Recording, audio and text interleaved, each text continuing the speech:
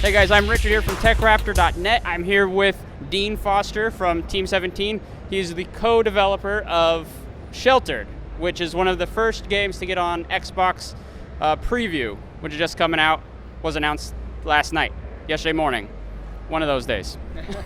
So Dean, first just introduce yourself and what you do in the company, and tell us a little about Sheltered, like as the game, like what was your vision for Sheltered? Yeah, my name's Dean Foster. I am the co-founder of a development studio called Unicube Studios. We're developing, alongside Team 17, a game called Sheltered.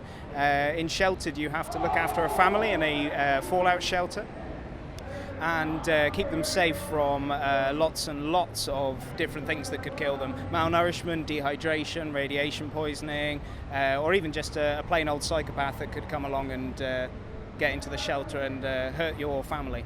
Wow, that sounds pretty intense. Yeah. In that, say, what is the gameplay like in this? Since we haven't actually seen footage right now, we're going to look on your YouTube. We'll see some of that. But what's the gameplay like? How would you describe it in terms of style? I suppose in some ways you could akin it to something like The Sims, in the sense that you're more of a godlike entity controlling the shelter and the family within. You basically have to guide them to eat, to drink, to sleep, to use the shower, go to the toilet, things like that. You can get them to craft objects to make things a lot easier for them throughout the game. So I suppose it's very a godlike game.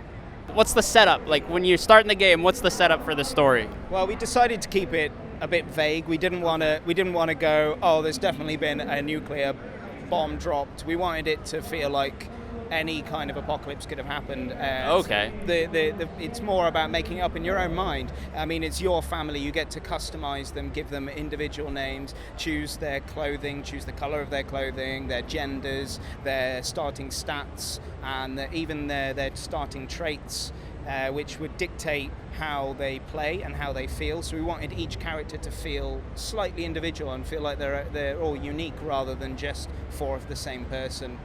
Yeah. Okay, so you leave a lot up to the player's imagination in terms of making the game their own. So in developing, you said you were one of the co-creators and one of your friends. What kind of drove you guys to create this game? What was the inspiration to make Sheltered? It actually began as a Ludum Dare project. I don't know if you're familiar with Ludum Dare. I'm not. No, it's a game jam, and basically it's if you enter as a team, you've got 72 hours to create a game to a specific theme. And the theme was beneath the surface. So we spent about 6 hours just throwing around ideas, and we come up with this idea for an underground fallout shelter where you're looking after a family. It was mainly inspired from a Twilight Zone episode. I can't remember the name of the episode now, but it was you basically a family is having this nice little neighborhood gathering, and then suddenly the bomb alarm, the warning alarm goes off for a bomb coming, so they all get into their shelter, which they're the only one in the street that's got this shelter, and all the other families go back to their homes, and then they suddenly realize they've got a shelter, and they go and try and break into this family's shelter, and they're having to basically fight off their neighbors who they've just been having a lovely evening with, and that was pretty intense. Yeah, that was the main inspiration for Sheltered, and then suddenly it was a false alarm, and they have to go back to their normal life, and it's all this has happened. That's kind of hard to go back to normal after that. Exactly. So that was the main inspiration for it, really. Wow, that's pretty cool. Yeah. And then you guys made that in a 72-hour game jam, or the basic of it, right? Well, yeah, I mean, ultimately, we pulled out. We didn't submit the game because we realized that the scope of the game was way too big for us to finish within 72 hours. We could have released a really boiled down version, but we felt that would have been just really detrimental to the final game. It wouldn't be as impactful as you could have made it, so you decided not to. That's a pretty smart decision. Yeah. Okay, so you're basically then one of the up-and-coming game developers out here right now. I mean, getting on Xbox Live Preview as one of the first games on there and the only indie game. Yeah. Where would you like to see the future of the game industry go in terms of like what kind of games would you like to see more of, and in terms of like accessibility for players and future developers as well? What would you like to see in the future?